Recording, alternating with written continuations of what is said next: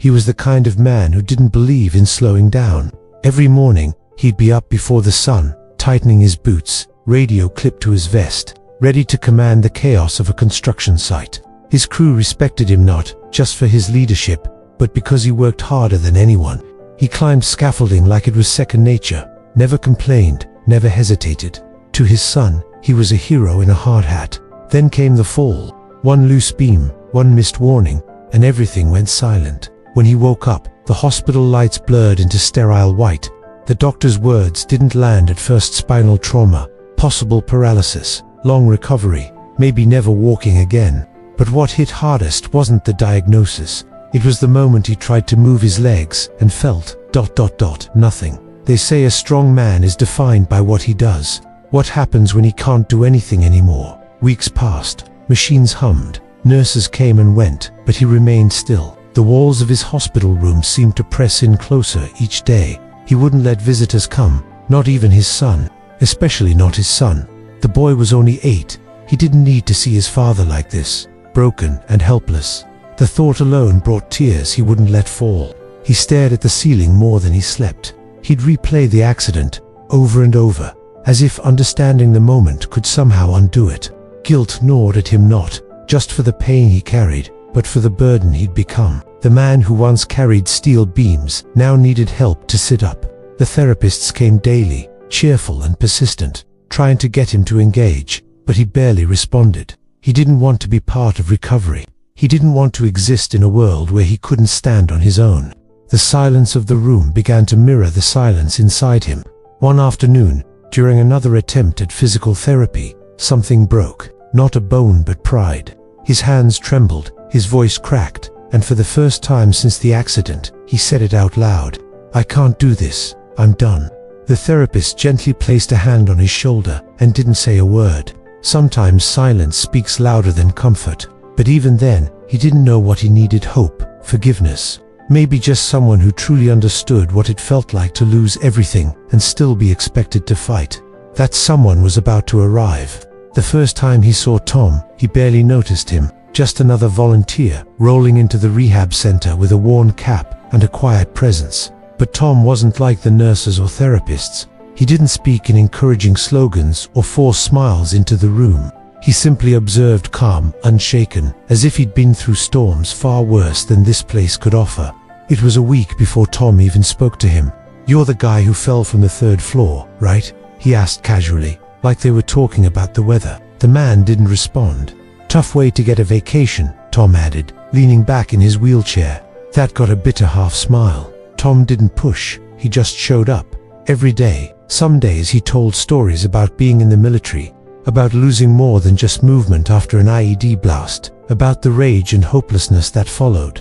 But he never told those stories to impress or to teach. He told them to connect. One morning, during a particularly frustrating session where his legs refused even the smallest motion, the man broke down again. He shouted at the therapist, at the mirror, at himself. "I'm useless. I can't do anything anymore. What's the damn point?" Tom rolled in silently and parked next to him. "I used to say the same thing," he said quietly. "Then one day, a nurse asked me to talk to a young soldier who'd just lost both legs. I didn't want to. I had nothing left to give. But I did. And afterward, that kid said to me, 'If you can survive this, maybe I can too.' That was the first time I felt alive again." The man looked at Tom, really looked at him, saw the worn lines on his face, the battle beneath his steady eyes. He wasn't just another visitor. He was someone who'd lived the same nightmare and trolled through it with his head held high. Tom leaned in. "You think strength is in your legs? Nah, it's in your will. It's waking up and trying again, even when you'd rather disappear. I'm not here to fix you, but I'll be damned if I let you give up." For the first time since the fall, the man didn't feel alone. They began working together, slowly. Tom would sit nearby during sessions, offering small bits of advice, not technical tips, but mental ones. "Don't aim to walk, aim to try. Breathe through the pain, not against it. Your body's hurting, but your soul's still kicking." With every grimace, every failed attempt to stand, the man felt something shifting inside him, a small ember. Not hope, exactly, but a refusal to surrender. Maybe he didn't need to become who he was before. Maybe he could become someone new. It wasn't a dramatic moment. There were no spotlights, no slow-motion cinematic music playing in the background. Just a quiet morning, sunlight slipping through the hospital blinds, and Tom sitting in the corner, sipping lukewarm coffee from a cracked mug. The therapist stood beside him, gently encouraging. "Let's try standing again. No pressure."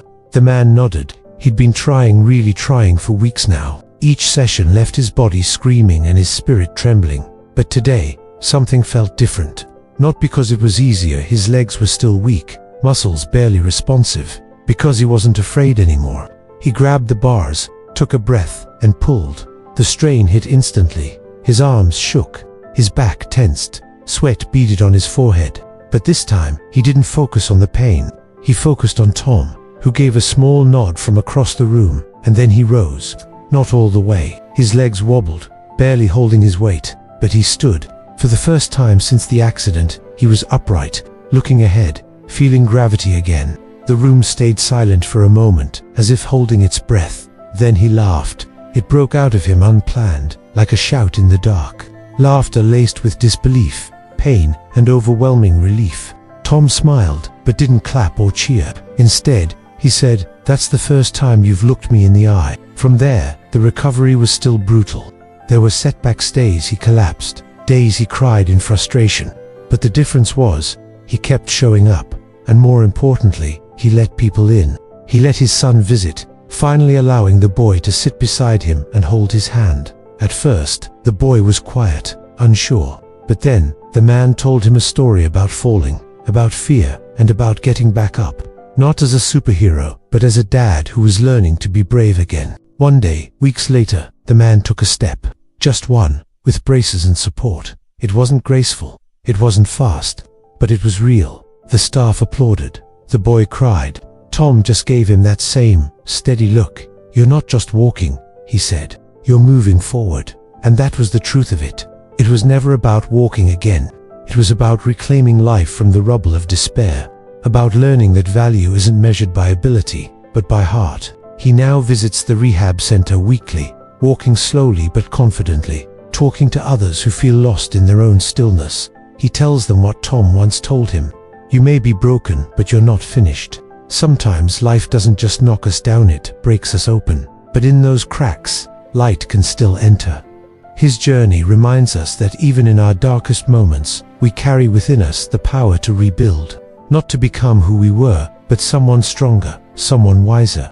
Because healing isn't about returning to the past. It's about stepping into a new future, one trembling step at a time. And when we choose to rise, despite the pain, we teach others to believe they can too. If this story touched you, share it with someone who needs hope. Like, comment, and subscribe for more.